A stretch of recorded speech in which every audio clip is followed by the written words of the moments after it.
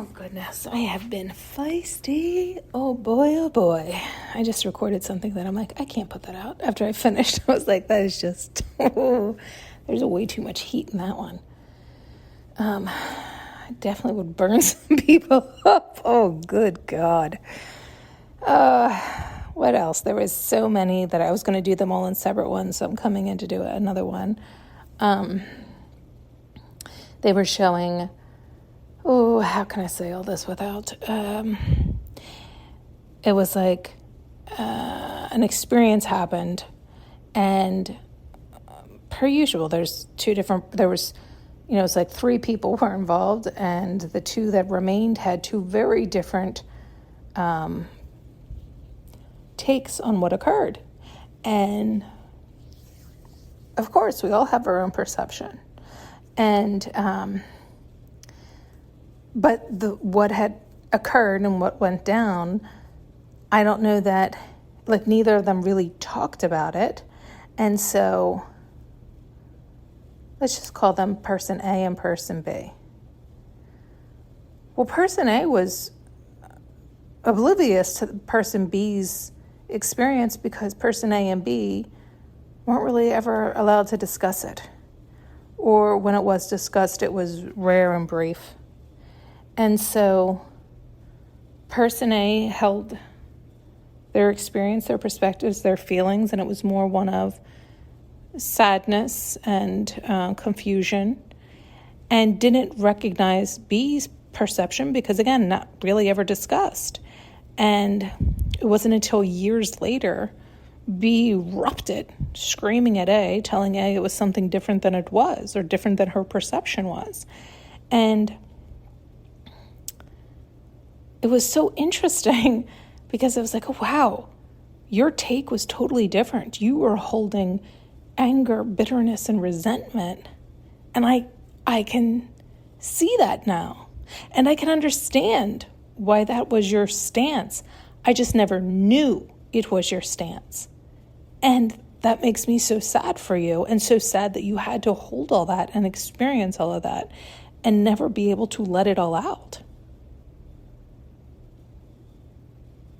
Right? Like, it's so interesting how we can have experienced something, the same experience, but come away from it with 2 entirely different understandings and perspectives and takeaway and internal dialogue, right? Like, what hinges were made, right? One person had the hinge of feeling sad and alone and left and abandoned, and the other one was angry and pissed off and bitter and resentful. How dare you? How selfish, and it's like night and day. And yet it's along the same vibrational scale, right? It's along the same understanding of the same loss. It's just taking it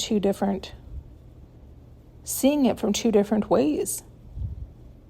But then when you can see it from the other person who was at a lower energy of that anger and frustration and all these things, it was more of a heavy, dense, but it's interesting because even saying that out loud, I'm not sure that's even true. Because I think somebody who's more sad or like along the lines of depressed is lower than anger. So anger is above actually depression. Nonetheless, never moving from that state of anger has got to be held to live in.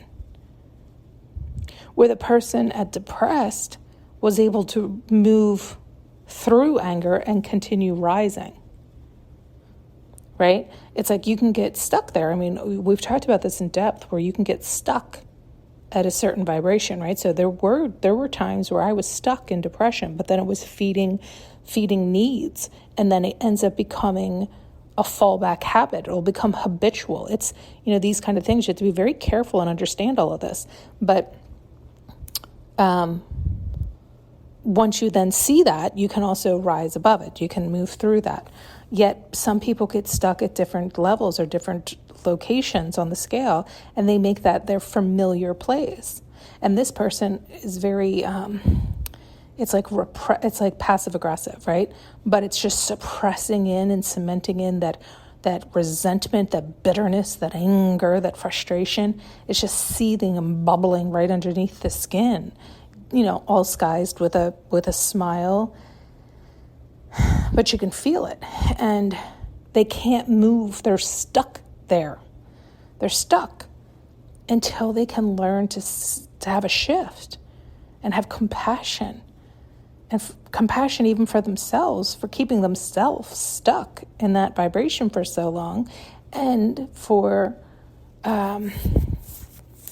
the other person, and for, so much with this one. But it was, like forgiving themselves, forgiving the third party, forgiving A. I mean, she was angry at A. She just was a disaster. And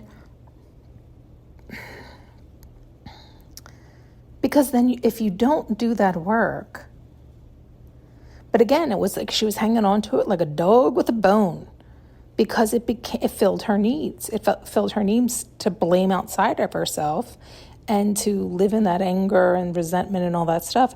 It became so familiar that when she would leave that zone, it was almost scary, because she wasn't familiar with calm, peace, and joy, right? She wasn't familiar with those feelings with certain people or with certain associations. She didn't know how to drop those bones.